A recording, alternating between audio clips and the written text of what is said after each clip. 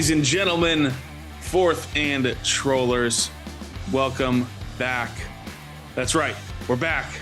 Welcome back to Fourth and Troll Fantasy, the most entertaining fantasy football podcast on the planet. My name is Noah Selby. And I'm Wes Selby. And we are thrilled to be hopefully blessing your earlobes right now. This is or your ear canals, your drums, or your drums, or you know what, or your the ears in your eyes. You know, if you just miss looking at Tuddy the Troll on a Friday morning, you know, maybe your eye ears are being blessed right now as well. I know mine are.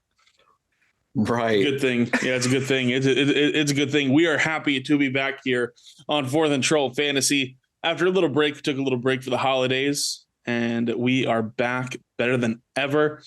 Going to jump into some Week 13 preview action. But first things first, Wes, it's been only 5 days since I've seen you, but how you doing? Oh, I'm doing well.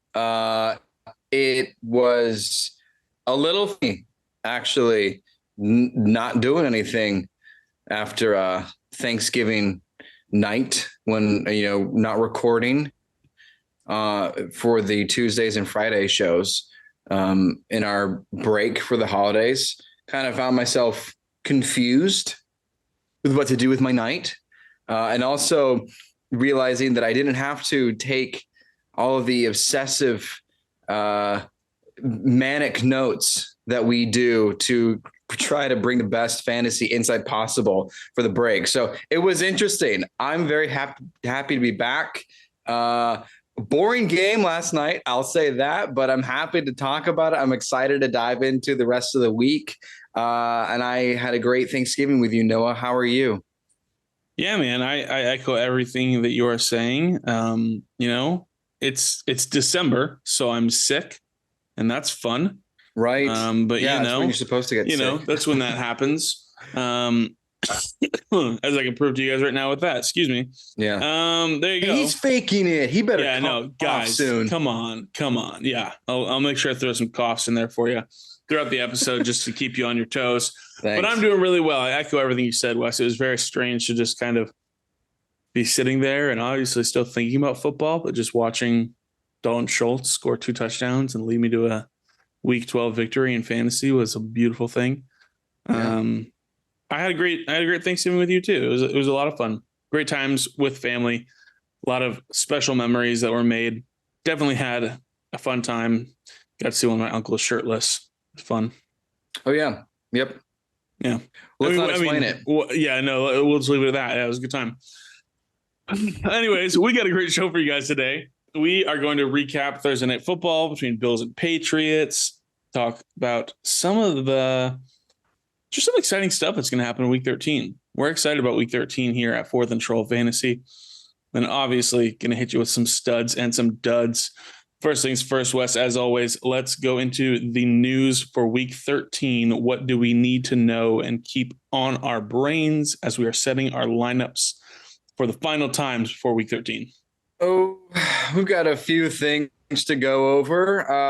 This is since Monday night. So normally, as we do, we give you some news updates for the Tuesday show. Well, we didn't have that. So we got a little bit more here. So stick around, grab some coffee, listen to the news here. First things first, Travis Etienne left Sunday during the game with a foot injury, but he was actually cleared to return. Doug Peterson stated he didn't want to risk any further injury for Etienne, so pretty good shot. He's going to be good to go next week, barring any additional setbacks. Najee Harris, who's been playing pretty well for fantasy, he was declared out on Monday Night Football with an abdominal injury, but will not miss extended time. They were concerned he was going to be possibly put on IR. Maybe there's some kind of major injury. Not the case, actually. All that stands currently is that he may potentially miss this week, but right now that's as far as they can see. So don't worry too much if you're one of the unfortunate souls that have had to bear the disappointment of Najee Harris. Yeah. You're going to try to sneak in. All right. So Kadarius Toney the recently acquired Kansas City Chiefs wide receiver. He will remain day to day to be cautious, but he's expected to return shortly. Those of you that are holding on to him, there's no timetable, but it shouldn't be too long. Obviously, they don't need him to return because he's not the number one wide receiver over there. So they're going to continue to be cautious day to day. He may miss another week or so. So just hang tight if you wanted to ride him into the playoffs. Justin Fields was a full participant at practice on Thursday. He has been hot. He has been fantastic. Obviously missed last week with an injury. He should be good to go. He's been doing some limited sessions. He can, I mean, for my money, Noah, he could still be a top 5 quarterback every week for the rest of the season. So I look forward to seeing Justin Fields return. Also, hey, in case anyone wanted the official news, Kyle Pitts is out for the season. All right, whatever. You know who else is out for the season? Darnell Mooney with an ankle injury. This presumably makes Chase Claypool the number one option in Chicago for wide receivers. If that's something that you're interested in, if you like to see if maybe Cole Kmet and Chase Claypool are going to get some more attention with Darnell Mooney out, just keep that in mind. Speaking of wide receivers, hey, Jamar Chase, he is expected to play this week. Last week, Joe Burrow was like, oh yeah, he's coming back. I'm going to let everybody know that Jamar Chase is going to play against the Titans. Well, he didn't. He was wrong, but this time the team itself, the Cincinnati Bengals, have stated that Chase is on track to make his return this Sunday. And in addition to that, Joe Mixon is trending in the right direction to play after missing time with a concussion. So 2 of the most important players on offense will be back on for week 13. In New York, Michael Carter is considered day-to-day per Robert Saleh. Currently, there isn't any clear indication, no sway on the seesaw, whether he's expected to miss the game or expected to play. There's not exactly any clear direct whether he's going to start or miss time. So just continue to monitor that if you are going to, if you have him in your roster and you're looking to play him. Dallas Goedert, he's still injured. Don't forget that, but he's expected to return immediately off of his IR, which will be week 15 against Chicago. He's been doing rehab real great. He should be good to go exactly when the 4 weeks are up for IR. Did anyone forget that Melvin Gordon signed with the Chiefs on Monday? I think I did, and I wrote that down. Melvin Gordon is the Kansas City Chief. This may only be relevant with how often Kansas City rotates their ball carriers. Plus, Jerick McKinnon has a hamstring injury, but right now we still feel that Isaiah Pacheco is probably the best fantasy option in the backfield. Just something to keep in mind in case more injuries pop up, in case you see him on the waiver. Who knows? Melvin Gordon may get a fresh start there in yet again another AFC West team. J.K. Dobbins returned from IR as well, practicing this week. We'll just have to see on Sunday how he and Gus Edwards will split the backfield, because Gus Edwards has been doing well, but Gus Edwards has returned with injuries. Something to see in case you have Gus Edwards. We'll just have to figure out. This is going to be much more of a committee than we expected. Hey, speaking of committees, Leonard Fournette returned to practice in full participant on Thursday. And there may be a committee because Rachaad White has been playing excellent in his place, starting back a couple weeks ago in Germany. And since then, Rachaad White has had another 100-yard game. So all you Leonard Fournette owners, don't assume this is going to be he's going to take the reins fully when he returns this Sunday. If he does return this Sunday, just keep that in mind for Rachaad White owners as well. Last 2 right here, folks. Allen Robinson is having season-ending foot surgery. He'll be done. On top of that, Aaron Donald reportedly suffered a high ankle sprain. So I think you just give on the Rams. I don't think you need anybody from the Rams in your roster. I mean, I'll throw out, Noah, you're really big on Kyron Williams. Maybe consider him if you still like what he could possibly do. I'll throw out the preseason superstar, Lance McCutcheon, maybe, but otherwise this season's dead in the water. I honestly think, Noah, you and I watched the Rams win for the last time the entire season when we saw them play the Panthers back in week 6. So anyway, there you go. Season's over for Rams. Last but not least, in the same division, okay, Elijah Mitchell is out for 6 to 8 weeks with an MCL sprain. Now, for us, that's going to be season ending for fantasy football. Not for them. They're a very good playoff team, a lot of playoff potential. But this makes, between the two, they've got two running backs that would be the backup to CMC. Tyrion, how do you say that, Noah? Do you know? Yeah, but Tyrion, I believe. Tyrion Davis-Pierce and Jordan Mason. Those are the two running backs next in line behind Christian McCaffrey. I've spoken to a few 49ers fans in the offseason. They were hyped up on Jordan Mason. So for my money, if Christian McCaffrey misses time at any point, I like Jordan Mason. Currently, speaking of which, Kyle Shanahan said Christian McCaffrey is day-to-day with a, quote, knee irritation, and he did miss practice in a limited fashion on Thursday. So there's a chance McCaffrey is actually going to miss some time. Hopefully this helps you keep tabs on the San Francisco backfield. Jordan Mason, Tyrion Davis-Pierce, just keep that in mind, but that will do it. Woo! I think I got everything headed into the rest of week 13. Now let's talk about what... What was, again, a boring Thursday night, only on Amazon Prime, matchup between the Bills and Patriots. Noah, what did you gather from whatever we just watched last night? Yeah, this is another one of those games where I go, do we have to talk about this? Like, do we have to? Like, it just wasn't, nobody stood out really in a major fantasy way. Nobody had a crazy game, anything like that. You know, Patriots defense is very good. Bills offense is very good. Patriots offense is not very good. Bills defense is trending upward, but is coming from a little bit of a valley here. So, you know, I just think I think we maybe were hoping for a better game here, and we didn't really get it, and it's all good. You know, Josh Allen, you're probably disappointed if you're a Josh Allen owner because he only got 16.9 fantasy points. Yeah. He still made some ridiculous plays. You know, I believe it was a 3rd and 11 or something like that. And whatever the play was where I thought surely he was over the line of scrimmage, but he just did some crazy dump pass to Naeem Hines and they converted a first down on 3rd down. And then Josh Allen's touchdown pass to Gabe Davis was utterly ridiculous. It was just like, how are you making these kind of plays? Like, who are you? Well, you're Josh Allen. That's kind of what happens there. He can make these good plays. Definitely in certain situations, those plays will shine. Other situations, not so much. You know, he wasn't really put into a position on Thursday night where he had to, make any, clutch plays, any fourth quarter plays, anything like that, where we seen him struggle with the. Excuse me. See, another one of those coughs. There it is. Yeah, that's real. It's real. Another one of those though, where it's just a solid Josh Allen game. I mean, 16.9. I don't know if you're thrilled, but you're not like it's not single digits. So whatever. It's Josh Allen. Yeah, there is that called back 40+ yard Stephon Diggs touchdown for a holding. Yeah.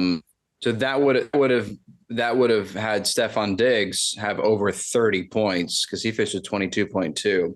Having a good game too, but I think you could see that play and you tack on another 10 points, and then you're like, oh yeah, for Josh Allen, even right. It's like, oh, there you go. That's what I'm expecting, 25+ points from Josh Allen. But yeah, I mean, low fantasy points for Josh Allen, even though he didn't have to do much because the Patriots offense did nothing except for one fluke fortunate play for I already forget the guy's name, but it was his very first snap in the NFL and he took it to the house, which is his greatest moment of his life. I don't remember not Mason. We just said Mason.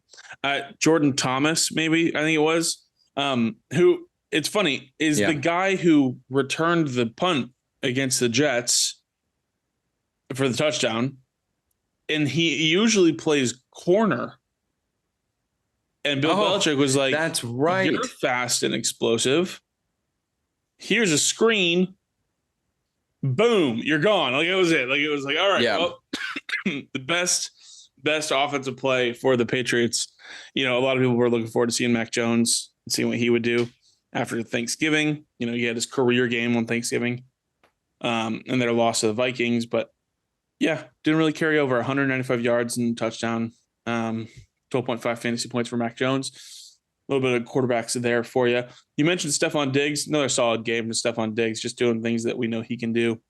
22.2 fantasy points, 9 targets. He's going to get his for sure. 7 catches, 92 yards and a touchdown. Like we said, that long 40-yard play that could have been another, 11-point play or something like that. Obviously could have tacked on a lot more here, but you're not disappointed in that one either. Again, just like I said, just nobody really like crazy stood out. I mentioned the touchdown to Gabe Davis. That was just an insane play by Josh Allen. I couldn't. That was all Josh Allen's work. Yeah. I think if we can take one thing from this game here, is there a changing of the guard at running back in Buffalo? I made note of it. That's something that I think is worth noting there, because James Cook, and make what you want of it. The Bills were winning. Maybe they just, let's keep Singletary fresh, whatever. James Cook had one more carry than Devin Singletary did. He had 13 more yards than Devin Singletary did. And he had 6 targets, 6 catches for 41 yards. Kirk Herbstreit and Al Michaels made a note of it. Is that, what's his name? Who's the offensive coordinator for the Bills? They were just talking about him so much. Dorsey. Ken Dorsey. They were just saying, Ken Dorsey's thrilled to see Josh Allen make those underneath passes, make the dump offs. James Cook owners are too. I think this is an interesting thing to monitor here. And, if he's available, if they're going to keep doing this, we got 6 teams on a bye week in week 14. Like, this might be somebody you can fill in if you're needing to push for a playoff spot in fantasy. Like, James Cook might be a good answer for you. So you were about 13 weeks too early. I know. Yeah. Yeah. Risky start, I guess. I don't know. Like, it was like, this is what I maybe pictured here. It's definitely encouraging to see 6 targets to a running back, and they're using him, 16.5 fantasy points, and he didn't score a touchdown. Devin Singletary scored that touchdown. So, if James Cook is carrying that touchdown in, we're at a 20+ point fantasy day. That's very interesting. That's something very interesting to monitor here. If James Cook is available in your leagues, might be somebody worth just like a speculative ad just to see maybe how this thing can play out going into the playoffs. If, maybe somebody isn't doing too hot for your team, or you need a flex fill in or something like that. Yeah, I like it. I even made a note for my 2023 season players. It was like, yeah, I'm interested to see how this carries into next season, because right. I like James Cook. You were really high on him as a sneaky addition, kind of the way that Ramondre Stevenson has been really good and still not getting the attention he deserves in the fantasy world. And Ramondre Stevenson had some fantastic runs. I made note of him too for next season. Was like, there are teams that have him as their RB1, but I don't think I would have any problem if Ramondre Stevenson is my RB1. He's 24 years old. Like, he is still stepping into stride. That's my biggest takeaway from last night's game. James Cook, Ramondre Stevenson, some pretty good backs. I think we can count on for James Cook for the next couple of weeks, maybe. But even next year, I like drafting them. Yeah, I'm jumping the gun though. I've got a little. Maybe the next couple episodes we do a little. Maybe we do a little. How high would you draft them segment? Maybe we do that. I like that. That would be a little fun there. Last guy, Jacoby Myers. The passing game there is not very good. He had 5.2 fantasy points, and that was the highest scoring wide receiver for the Patriots. It's tough. It's tough there in New England.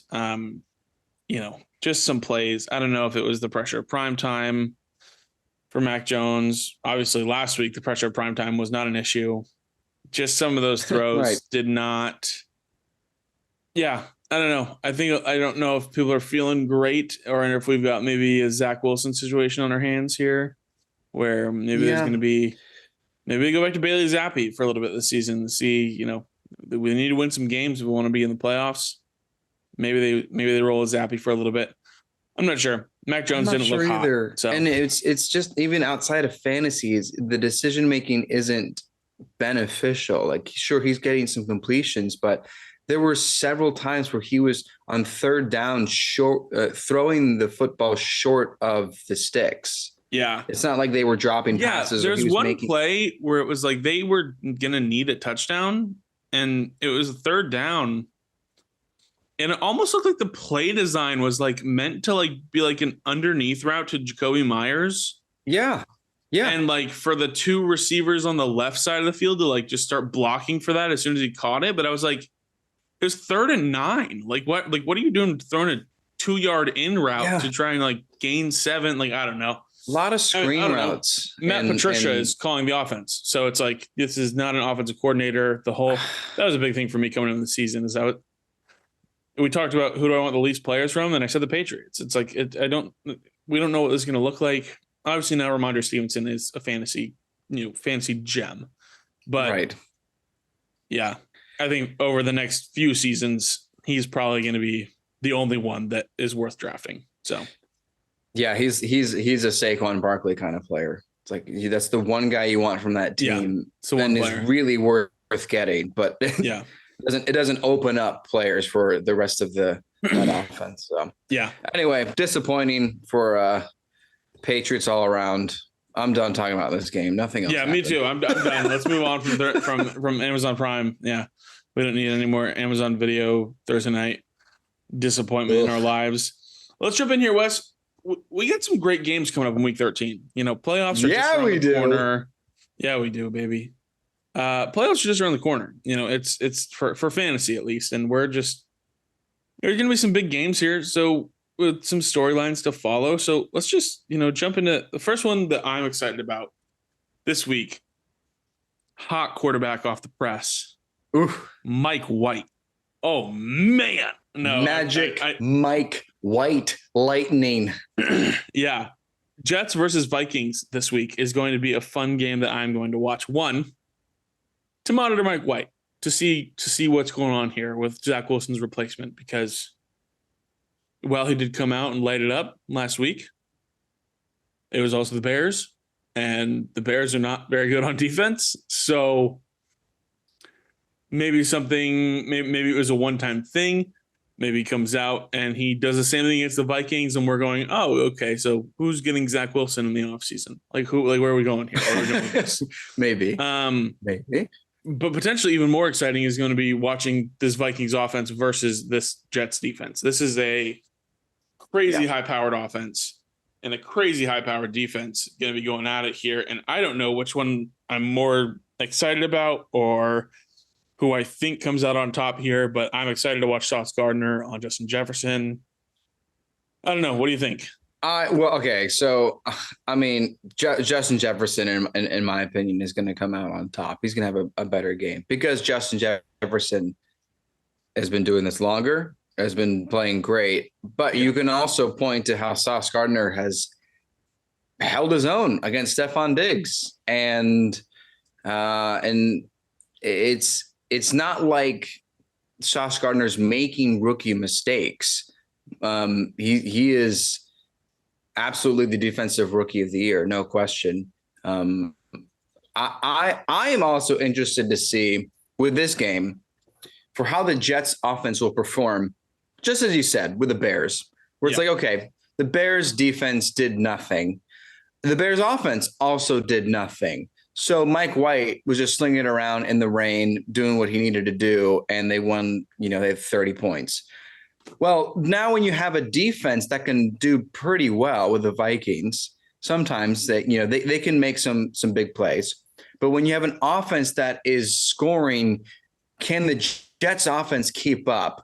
How will Garrett Wilson do on offense? Will Michael Carter, if he plays, how will he be able to stand in the backfield with them? Will they get James Robinson involved? How will they use this offense to keep up with the Vikings, who, I mean, as soon as you said, don't start Adam Thielen, he's like, yeah, you got it. 2 touchdowns. Is that what you Did you say 2 touchdowns? Is that right? Yeah. So now the Vikings offenses, they're great. I mean, I like the Vikings. I don't think they're that big of a fluke. I know you kind of do, Noah, but I'm excited for this Vikings offense versus Jets defense. How it's gonna affect a lot of our fantasy players. Yeah, I think it's going to be interesting for me to watch this week because I have recognized that some of the Vikings wins have been, I don't know, just felt off. Just felt a little off. It didn't feel great. Their game against the Washington Commanders, it was like, I don't know. Like it felt like that team should have kind of just blown out that Commanders team. I've got speculations about and hesitations and reservations, all the shuns about the Vikings this year. I'm interested to see what happens when they play a playoff game. It's going to be interesting to see that. But I am excited about this Jets versus Vikings game. I think it's going to be a lot of fun. And it's going to be one that people are talking about, I think. Definitely one that people are already talking about, though, for week 13. It's the Browns versus the Texans. Oh, my on Sunday. gosh. They should have flexed that. They should have, man. I don't know. They should have flexed it to like 6:30 a.m. Like when it's a London game. And it's not even a London game. They just want us all to start our day with this so we can talk about it all day. Right. But yeah, Deshaun Watson is going to be playing against his former team, going to be going up against the organization that he has had so much drama with, all this sort of stuff, playing for the Browns. I mean, I know what I hope will happen. I hope the Texans come out and somehow just win this game. I hope the pitiful Texans just come out and somehow win this game against Deshaun Watson and this Browns team. Yeah. I mean, I don't even know what it would take, but it's just, I hope that happens. Do I think it will? No, I don't think it will. I think the Texans defense is so poor that it's like, I don't know if Deshaun Watson lights it up this week. Like, I don't know if he does. I don't know if it's just like not a Nick Chubb game. Like if it's just like the Texans pass defense is so bad. It's funny. I was listening to some other people actually talk about this on Thursday. The Texans are allowing the third fewest fantasy points to quarterbacks this season. And you go, why? Like what? Like how does that stat line compute or make sense? It's because their run defense is so bad that teams don't pass the ball against them. Teams just don't pass. Nice. They just run. They just run the ball. So it'll be interesting to see if it's not just like a Nick Chubb game and Nick Chubb goes for 160 yards and 2 touchdowns and Kareem Hunt maybe finds the end zone, and maybe, Deshaun Watson finds the end zone on the ground. He is super mobile. Like he runs a lot. And whenever he played, which will be 703 days prior to Sunday when he plays again. So who knows? Maybe there's going to be some rust. I don't know. This is another game that I think we're definitely taking a look at. Wes, are you with me on that? Are you also watching this game? Oh yeah, for obvious reasons, but for fantasy reasons, I am curious if Nick Chubb is affected with having a clear mobile quarterback. Will Nick Chubb and Kareem Hunt even will their productivity diminish in some way now that their starting quarterback is mobile and will do play actions and keep the ball and run it himself? And maybe there'll be some direct calls where it's a Deshaun Watson run. I'm interested to know, or I'm interested to find out when we watch Sunday, will this dominant rushing game in Cleveland be affected when you have a quarterback that rushes? And also, is Deshaun Watson even still good? As you said, over 700 days since you played football. I mean, I get that Gronkowski kind of did it, but like he continued to work out and he went right back to the quarterback that he had all that success with. There's a little different scenario there. This I don't know. I honestly don't know if Deshaun will still be any good at football. Who knows? We'll find out Sunday, but that's what I'm looking for. Yeah, we're gonna have to see. I mean, for a young guy like him, in my mind, I'd think like you didn't just forget. But I'm with you at the same time. I'm like, is he gonna be good? Like, he played in a playoff? He played in a preseason game. He played a couple drives in the preseason against the Jaguars, and he looked terrible. Like he looked really bad. Like he threw an interception like on his first drive. He was overthrowing people. Like he didn't look good. And so something to monitor there for sure. I think it's definitely like like how is this gonna go? I hope to God that the Texans somehow win this game. That would be fantastic. I mean, that would be the greatest moral victory in the NFL. But I mean, just logistically, Deshaun Watson hasn't been taking first team snaps with the Browns like ever until this week. So I now that I think more about it, I don't think. I mean, I see people pick up Deshaun Watson off the waiver like weeks ago. I don't think you're going to sneak into playoffs or win playoff games because of Deshaun Watson. Like I don't see this being a fantasy value just because he was good 2 years ago, went to the playoffs with DeAndre Hopkins. Remember that when he was with Houston? Yeah. Amari Cooper's been doing well. Peoples-Jones been doing pretty good too. Njoku's good, but I have reservations about thinking Deshaun Watson is going to just light it up. Yeah, same. I think this is just going to be a very, we'd like to think it's going to be a very telling game again, but it's a poor opponent. So I'm not sure exactly who they've got left on the schedule here, but definitely going to be something to monitor for sure this week. Another one here is a game that I'm just excited about, honestly, for I think the coaching aspect more than anything, but it's the Titans and the Eagles face off this week. I'll tell you what, man. Mike Vrabel is one of my favorite coaches in the NFL. And Nick Sirianni is closing in on him a little bit because it's like, man, you guys just run your teams very, very well. And then for the Titans, there's not a ton of talent on that offense. They've obviously got Derrick Henry, and Ryan Tannehill is a professional quarterback. But besides that, not too much. It's definitely something that, the coaching aspect and the culture that they've built is very, very good there in Tennessee. Big reason I love Mike Vrabel. And then for the Eagles, it's, I don't know if it's a culture thing or if it's just, wow, this team is so good. Like this team has so much talent everywhere that it's just a thrill to watch them play football. I'm excited to watch this game a lot just because it's two great teams going at it and going up against each other. And sneaky little revenge game here for AJ Brown. We're gonna have to monitor that one as well because that could be a fun one for him to play in as well. He's had some subtweets and some things to say in the past about how the situation was handled back on draft night, but definitely going to be interesting here. Titans versus Eagles. What's your take, Wes? I also feel that I have the same sentiments about both those coaches.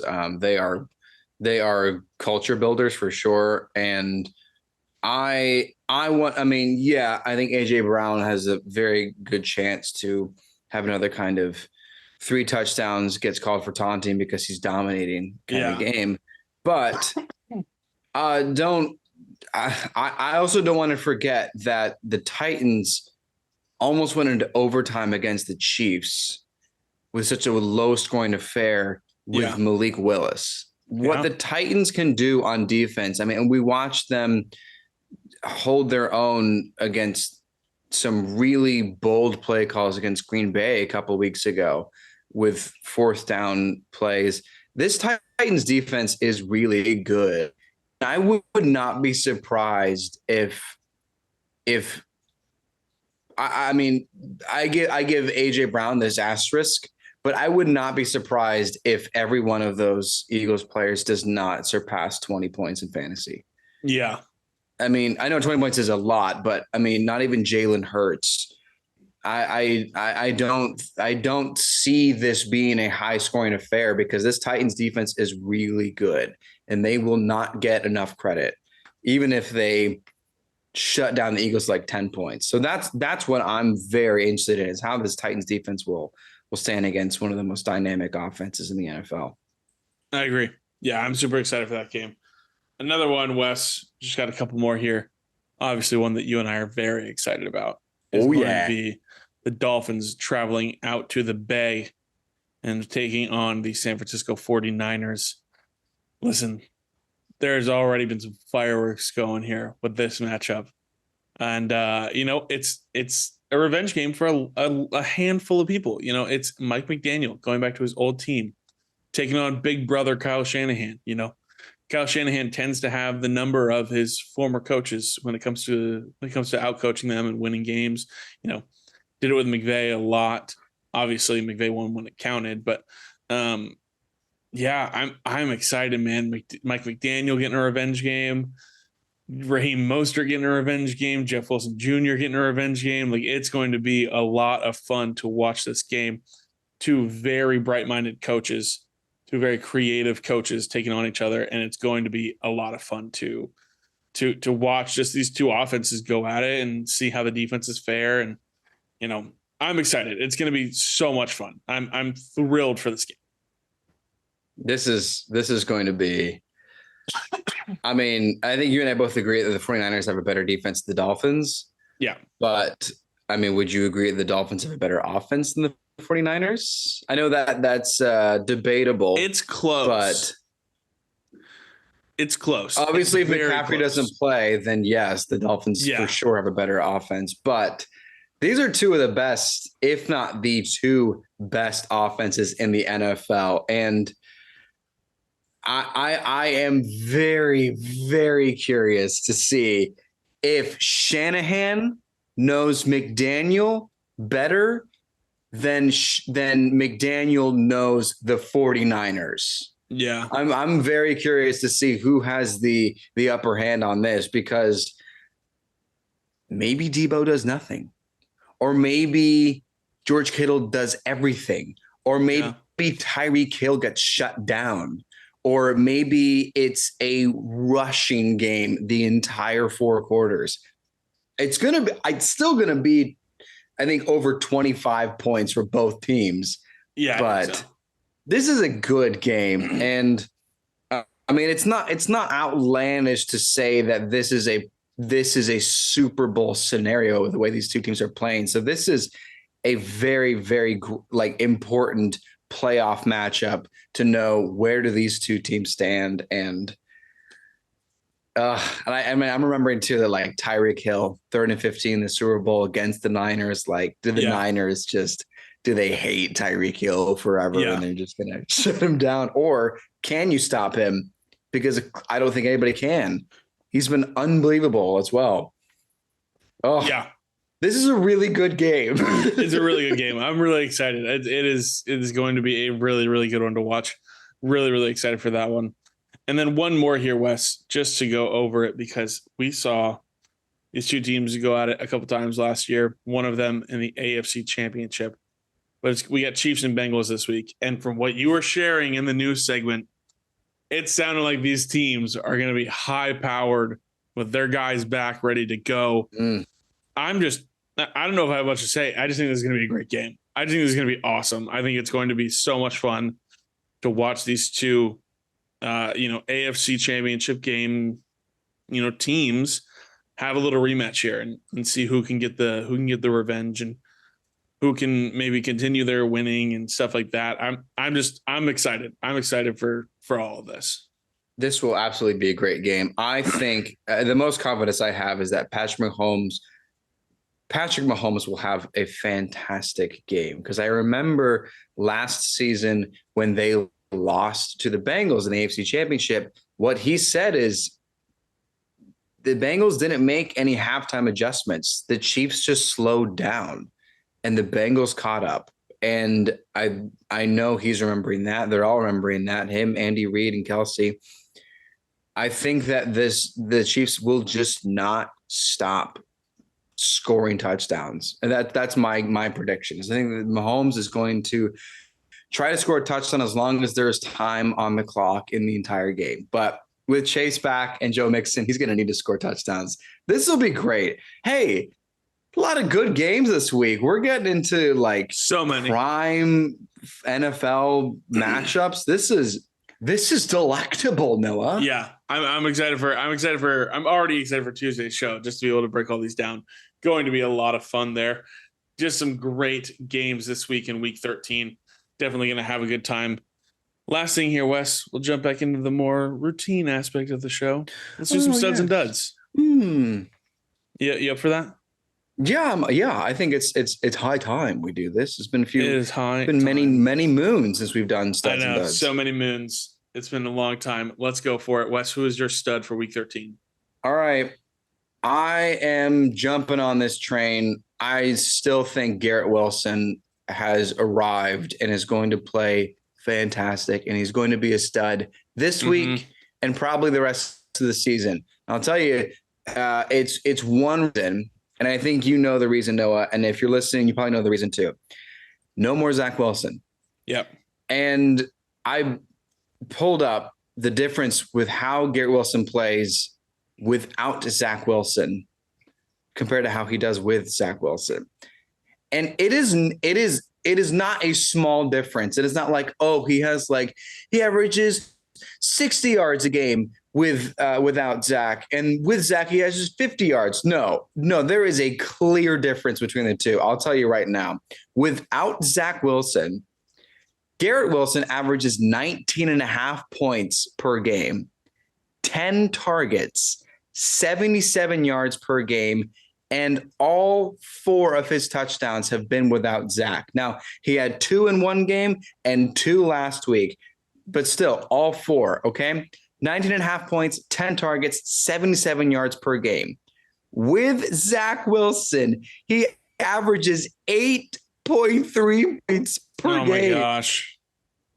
Less than half the points. 5 targets. That is half. 45 yards per game compared to 77. And, of course, no touchdowns with Zach Wilson. If we're going to keep riding Mike White, or if they're going to even throw in Joe Flacco, I don't care. Garrett Wilson is here, and he will continue to thrive. It's not a fluke. Fluke for real? For real. Garrett Wilson is here, and is going to continue to play great. Lock him in your lineup. Boom.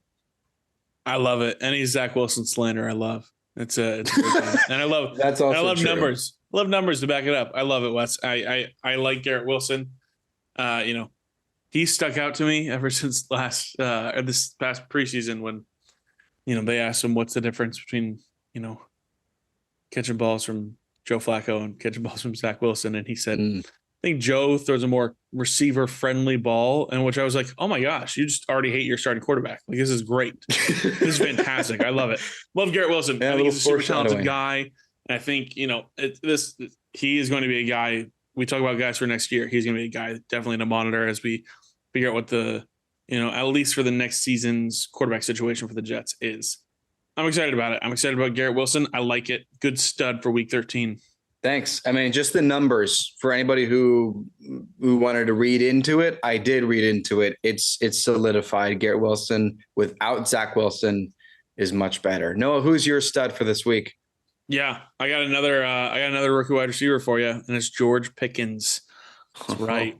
This man who, Wes, we were like in the preseason, we were like, yeah, big deal. Like what? Like it's not going to stand out, whatever. And now I'm like, I love this dude, and I start him every single week in one of my leagues. Like I love him.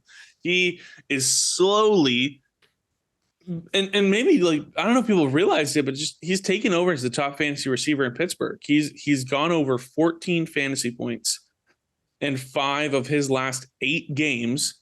Something that his teammate Deontay Johnson, my bust of the year, has only done once all season. Deontay Johnson has only gone over 14 points once all year. Whatever, we'll take that victory lap another time. But this week, Pickens gets to go up against the Falcons, who are allowing the 4th most fantasy points to wide receivers this season. and who have allowed the most passing yards this season. Pair that up with a quarterback who is averaging 38 pass attempts per game this year and a backfield that's a little banged up. I'm expecting Pickens to have a lot of success this week. He's projected for 11 points. I think he's in for quite a studly week in week 13. George Pickens, week 13 stud. I'm calling it. All right. Just we've said it before, but we'll clarify. We didn't buy into the preseason hype from those catches because Noah and I looked at him. We're like, at best, he's wide receiver 3, but currently he's wide receiver 4 on the depth chart. That's changed. That has changed since preseason. So we didn't trick anybody. All right. The scenario was different. No, yeah. And I even think that the episode we did the Tuesday that we did the morning of the trade deadline, we even commented about, fluke or free George Pickens. I don't know. And I think we said Chase Claypool is still there, but by the time the episode was released, Chase Claypool had been traded. I like it too. I think that George Pickens is becoming more important than Deontay Johnson's PPR value. Does that make sense? Yeah. No, 100% it does, because and this is a conversation I heard another person having, but yes, Deontay Johnson is still getting more targets, but if I was going to ask you, okay, who's going to make a big play in the wide receiver room for the Steelers this weekend? You'd say George Pickens. That's who I'd say. That's who I'd say. And let me be clear. I still think the top receiving option on this team is Pat Freiermuth. I still think he is still the top guy that, he's a safety blanket for a rookie quarterback who's throwing nearly 40 passes a game. I still like Pat Freiermuth a lot. In the league that I have George Pickens, I also have Pat Freiermuth as my starting tight end, and I start both of them every week. And it's great, and I love it, So it's just, yeah, I don't know. It's just, I think George Pickens has become the guy who is going to, who can make the big plays. I love Deontay Johnson. They extended him. Hopefully they are able to find a way to get this offense to mesh, but maybe midseason was a little tough. And maybe Kenny Pickett stuck onto, the guy he took reps with in the preseason, with George Pickens being the wide receiver 4 on the depth chart at that time. It's tough to call, but at least for this week against this Atlanta defense, I'm loving me some George Pickens. I'm a big fan of him this week for week 13. Big stud. Yeah, I like it all. I like everything you said. Pickens is big studs. Now some big duds. Wes, who's a dud? Oh, true. Okay. I don't have math. I'm just a little intuition here. Okay. I think Deebo Samuel is going to be a bit of a dud. All right. We were talking a little bit about the coaching, which mind is going to prevail between Mike McDaniel and Kyle Shanahan. Well, first things first, Deebo has been a little, I don't want to say disappointing, but he has let down. He has been a letdown candidate for his last 3 of the last 4 games. Now, he had a really good game against the Cardinals back in week 11. Okay. Hit over 20 points, rushing touchdown. That's what we like.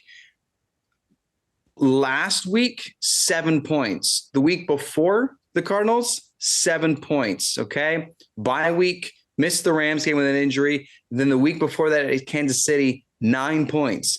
So it's been single digits for 4 of the last 3 games that he's played, or 3 of the last 4 games that he's played. And I think that continues.